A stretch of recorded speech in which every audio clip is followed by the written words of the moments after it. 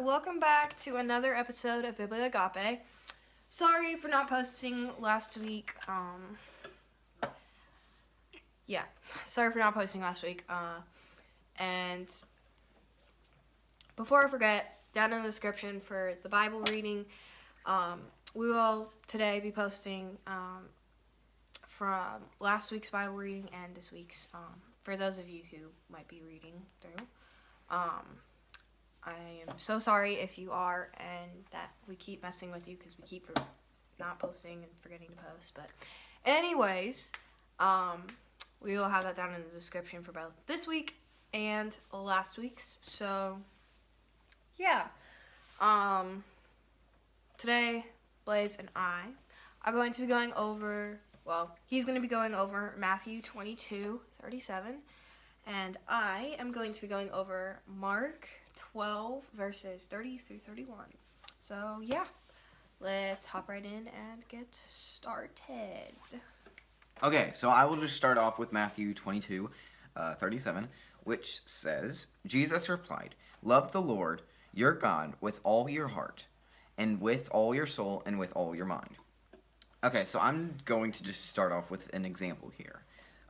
Some times and days we kind of lose track of putting our focus to God. Something that you could do is maybe take something out of your day and take that time and just read the Bible or pray and just talk to God, which is praying. But yeah, just talk to God and thank Him for everything that He has done for you.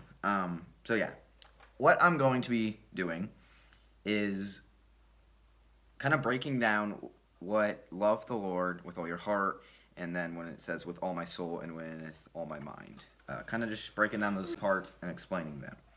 So, yeah, I'll start with love the Lord with all your heart. We can't trust our emotions, because just like our mind, our emotions can bring us to places that God wouldn't want us to go. When we give our heart to God, that is us giving our time and our attention to God, truly giving our life to Him. Yeah, so I will just say with all my soul. Don't really have another name for that. But yeah, all of our wants and everything that makes us who we are, that defines who we are, should be identified by God. The deepest parts of our life should contain God. It should be connected to the will that God has planned for our life. Now I will move on to with all my mind. Whatever we dwell on reveals what we really love the most in life. To love the Lord with our mind is to fix our mind on God, to constantly dwell on the things of the Lord. We need to constantly dwell on the things of the Lord. So yeah, if I can put that over to Jaila. So he just went over Matthew 22:37 and put out a lot of really great stuff. And so Mark 12:30 through 31 pretty much says the same thing. And just a little bit extra. So Mark 12:30 through 31 says, "Love the Lord your God with all your heart and with all your mind and with all your strength." The second is this: love your neighbor as yourself. There is no commandment greater than these. So when we were we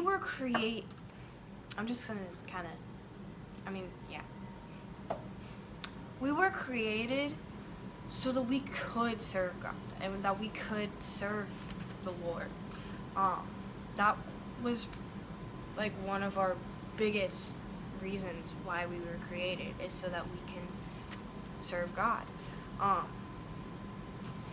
When we do things, whether it's cleaning our rooms, whether it's doing our homework, or even talking to people.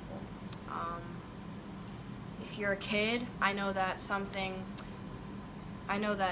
you probably might struggle with talking to adults, because yeah, typically that's a kid thing, that it's just hard for kids to talk to adults. But we should still try, and when we do it, we should do it wholeheartedly in everything, and in everything we do, and everything that we do, we should do it wholeheartedly, which just means putting all of our effort in and doing it with all that we can, and not giving minimum effort, giving the maximum, the most effort that we can into it, really trying. And in that, wholeheartedly doing things, we should especially, something that might not necessarily come to your mind is when we love, and love others, and just loving others, and just love in general. We should be doing that, wholeheartedly, and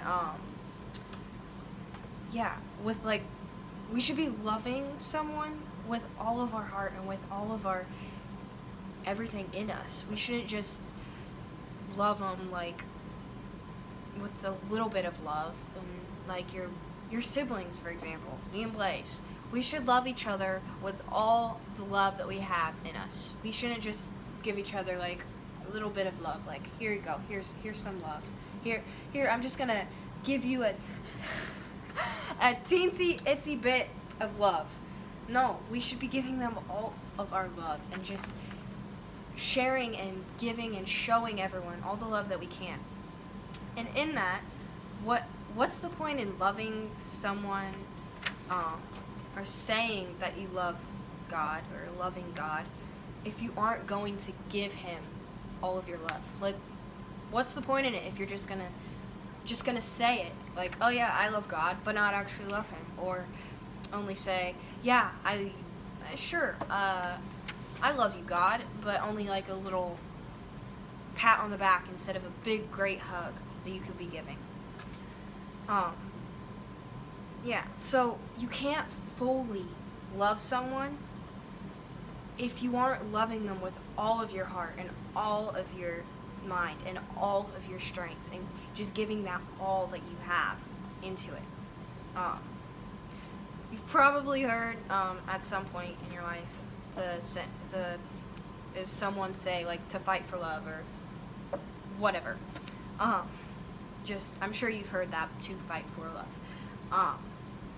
We should love God so much to the point that we should say and be able to love him, and say that we love him to the point where we are willing to fight for him. And just like he died on the cross for us, we should be able to be willing to die for him. And this isn't necessarily saying exactly you gotta go out and fight right now and actually, like, full on fight someone for God, but more that you should have a love so strong for him that you do fight, do fight for him. So you should love someone, not necessarily to the point where you're actually fighting someone or you should love God, not to the point where you're actually fighting actually full on fighting someone for him, but to the point to where you have a love as so strong for him and to him, to the point where you would be, if that makes sense. So I'm not saying you're not going to have to fight for God in your life, because most likely with being a Christian, you're probably going to have challenges, whether it's actually full on maybe getting in a, I'm not saying you should get in a fight with someone, but like more of like a actual like fight with someone, or like a physical, or not physical, but like mental, even spiritual, that's the word I'm looking for. Or even if it's a spiritual fight, you're gonna have to probably even now, if you're a kid, you're probably going to have a time in your life, probably soon or even possibly now, where you're going to have to fight for God. And in that, you should be having so much love to the point where that fighting is genuine, and that fighting is you're giving your all, just like you're giving your all for love. And then it says the second is this: love your neighbor as yourself. That's the second commandment, to love others such as you love yourself. And then there is no commandment greater than these. So those two are very, very important, and both of them are very just powerful and strong, and that we should abide by these things, and we should go by these things. We mainly just talked about that first: love the Lord your God with all your heart, with all your mind, with all your strength, more of than the love your neighbor as yourself. But still, both of those are super, super important and super just great and uplifting, and things that are very important to us and that we should be doing. So yeah, that's about it. Okay. Yeah. Thank you for watching today's video. Go ahead and watch past videos. Go back to videos and watch them if you would like. Do you have anything else? Again, down in the description, we're posting reading through. If you want to read through the Bible chronologically, so down below, we are also going to be posting last week's reading because we didn't post last week. And yeah, if you have any prayer requests or video requests or really anything, email us at bibliagapeyt@gmail.com, which that will also be down in the description below also. So be sure to check that out and check out our other videos. So yeah. Okay, so again, thank you for watching today's video, and we will